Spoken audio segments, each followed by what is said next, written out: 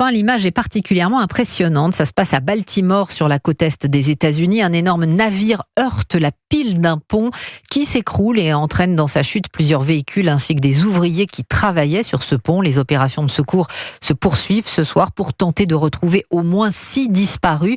Que s'est-il passé précisément? Aviva Fried, vous êtes la correspondante d'Europe 1 aux États-Unis. Oui, le porte-conteneur Dali, qui navigue sous pavillon de Singapour, venait de quitter le port de Baltimore à destination du Sri Lanka. Selon les premières informations, il aurait alors souffert d'un problème d'alimentation électrique. Le navire a perdu le contrôle et a percuté l'une des piles du pont. Un incendie s'est déclaré, puis en quelques secondes, le pont s'est effondré en plusieurs morceaux, comme un château de cartes.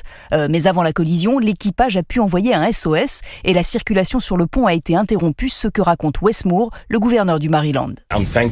Je remercie les gens qui, en recevant le SOS, ont pu empêcher les voitures de rouler sur le pont.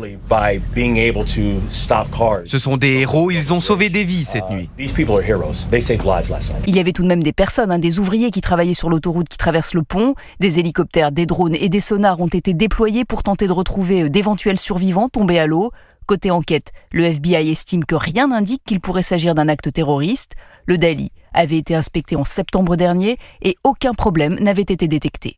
Aviva Fried, aux États-Unis, pour Europe 1, le trafic maritime est suspendu jusqu'à nouvel ordre dans l'un des plus grands ports des États-Unis. Le président Biden promet qu'il sera réparé aussi vite qu'humainement possible.